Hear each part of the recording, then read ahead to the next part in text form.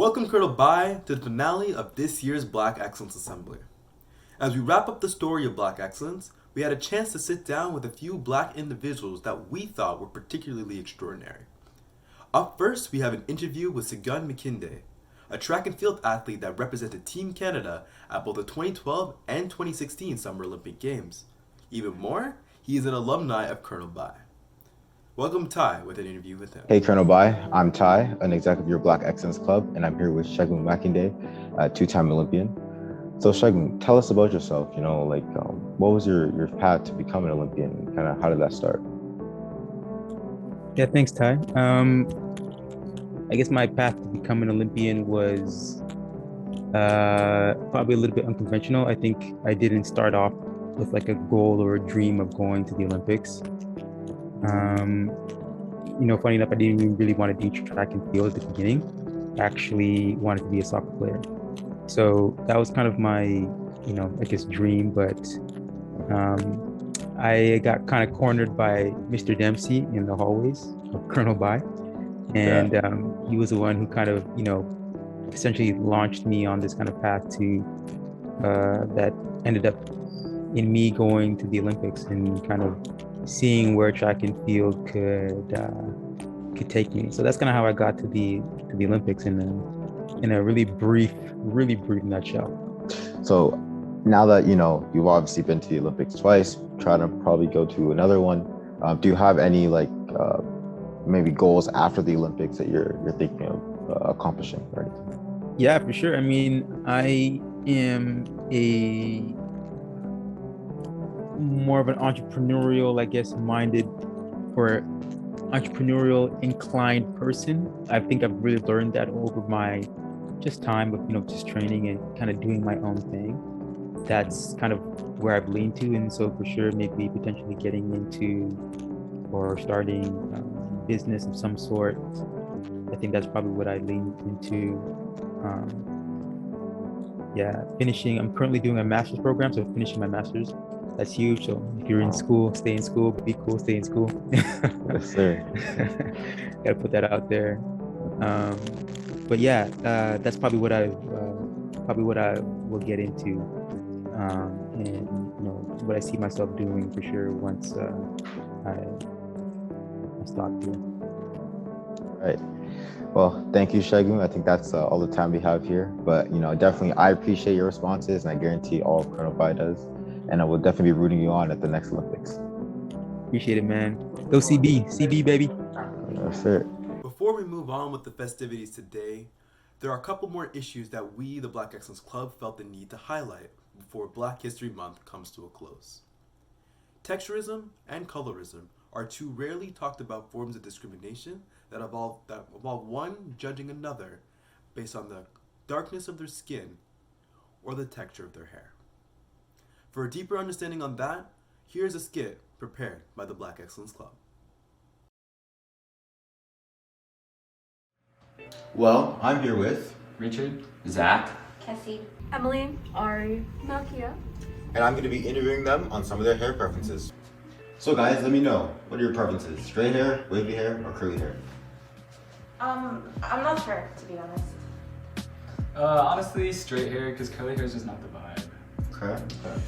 For me, I'm probably gonna have to go with wavy hair. Not gonna lie. Wavy? Yeah. I don't think that's a valid reason. I wouldn't want to be hurtful to anyone for no reason. I mean, yeah, I look you agree with Zach, but I would still have to go with straight hair. Let me know what you prefer. Straight hair, wavy hair, or curly hair? Personally, I don't discriminate. I like every hair type. Girl, there's no way you like every single hair type. Straight hair for the win. But isn't that our... No, but there's no way that you like them all the same. It's okay to have a preference, babe. Yeah, for real. There's no way you like them the same. So guys, are there any particular reasons behind your choices? Not gonna lie, bro. Wavy's just better. Straight up. No reason, dog. Straight up better. I think everybody, no matter their hair type, is beautiful. Okay. Well, I've only met two curly-headed people, so I'm gonna go with straight. Okay. I don't understand why we can't just accept everyone, no matter their hair type. Yeah, no. So guys, let me know, is there any actual reason behind what you guys picked? Well, I gotta straighten my hair every single time I leave the house. Well, when it's out at least. And plus, it looks way better and it's way more manageable. Yeah, like honestly, like everyone looks better with straight hair. Like if you look at celebrities on the red carpet, they all look better with straight hair. Like I said, I don't discriminate. I mean, your hair texture shouldn't define how you look. Girl, it's just a preference. Like you don't need to get butthurt about it. And honestly, as long as it's not curly hair for me, I'm good. All my friends have told me that straight hair looks better anyway, so it must be true. I hate to break it to you guys, but this interview is actually meant to see if you understood the implication of your preferences.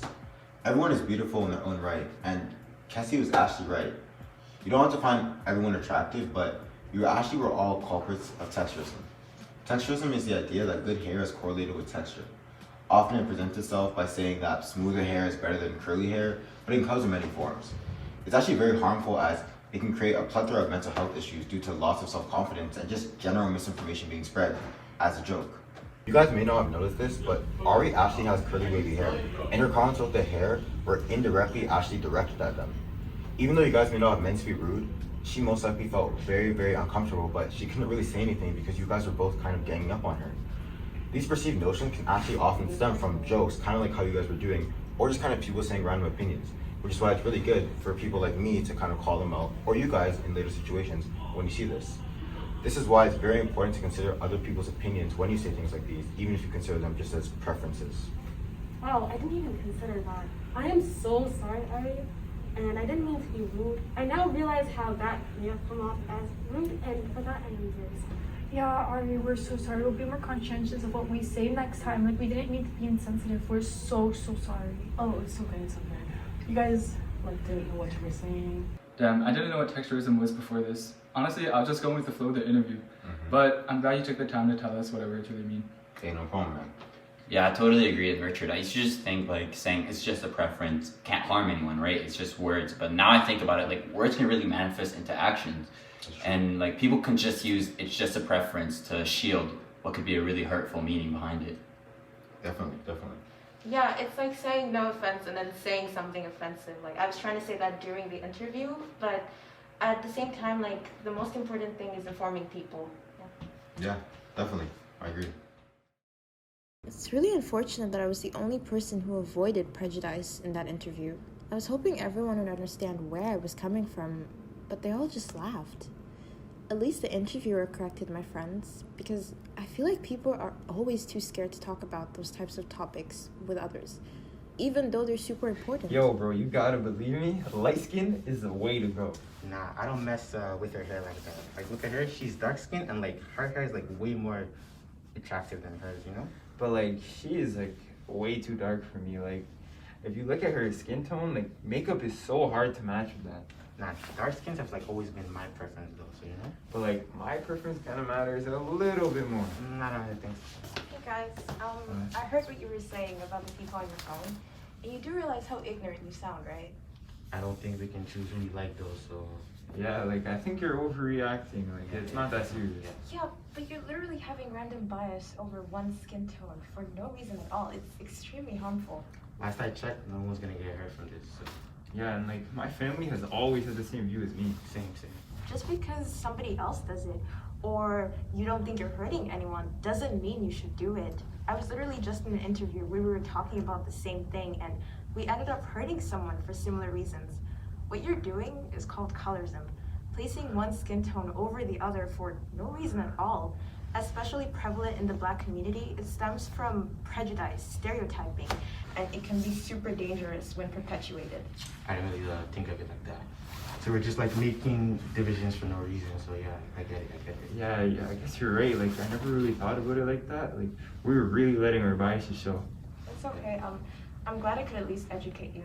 Yeah, next time I'm gonna make sure I let people know. Yeah, and if it ever comes up in a conversation again, I'm gonna point it out. Yeah, same.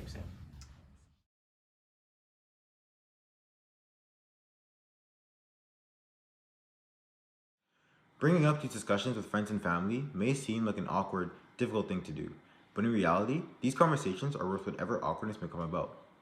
Educating others on what is and isn't important is an integral part of ridding ourselves of lingering prejudice, even when there is no malicious intent behind it. I know many people are often guilty of doing this simply because they're in a group setting and maybe everyone else is doing it.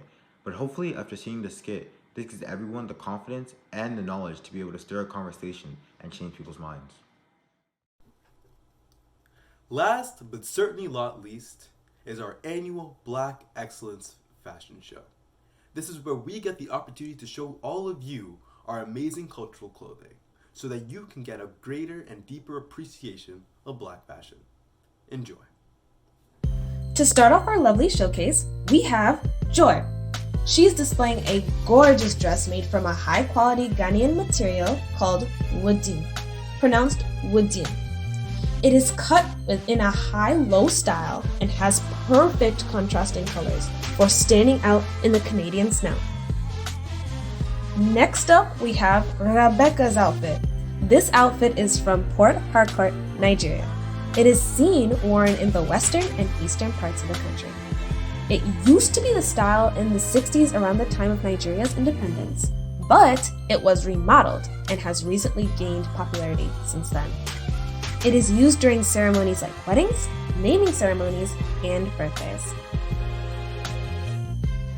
Our next model is Imani. Imani is wearing traditional Kikuyu jewelry as well as a skirt that is made from a white, green, and gold leso, a cloth traditionally used by East African women for clothes. It was given to her by her shosho, which is grandma in English, and represents her heritage as a Kikuyu girl from Kenya. Next up, we have Azina.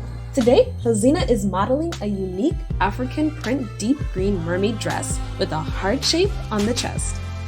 This dress was made by an extremely talented dress and clothing designer and was given to her as a gift from her grandmother. Tai is showcasing our traditional Nigerian dress.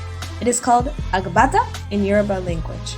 Typically worn by people in the southwestern part of Nigeria, it comes with 3 parts: the pants, the undershirt, and the overalls. To finish off, we have Rahma. But enough from me. Let's take it to her to let you all know what her outfit is really all about. Dira is a traditional clothing in Djibouti. It's a fairly light dress that is typically ankle length, comes in all colors and designs. Now it's usually worn with a lot of bling. Djibouti, Dira. Thank you all for your participation in this year's Black Excellence Showcase. Before I end off here today, I have a few thank yous to give out first. Firstly, a big shout out goes out to Mr. Pai and Madame Savage, our supervisors, for their endless support in bringing this presentation to you all. Next, big thanks goes to Joy Sawyer, Tai Adewaye, Salma Schnur, Amani Misharia, and Jet Nyanyezi for being amazing executives this year and helping to put together this show. For today's Texturism skit, huge props go out to Kessie Umutani, Zakaria Candid, Richard Wang, Alina Ellis, Brady Sherry, Leon Barnes, Omar Rashwan, and an honorable mention goes to Matt Clemens for the editing of both skits we've shown this month. Another huge thank you goes to Cougar Vision and Friday Show for allowing us to broadcast our episodes and also for their help in editing and filming our Black Artist Music Quiz. For their pieces in the fashion show, huge thank yous go out to Rebecca Raji, Azani Masharia, and Rahma Roble. More thank yous go out to Hafsa and Ore from Maryvale's Black Excellence Club for their collaborations in our showcase. Finally, a huge special thanks goes out to Sidma Danja, this year's Student Council co-president and our amazing editor that put in tireless amounts of work in putting together these videos. This showcase could not have happened without him. And with that comes the end of our show. Remember, while Black History Month only spans the month of February, our stories, experiences, and lives continue beyond that. Thank you.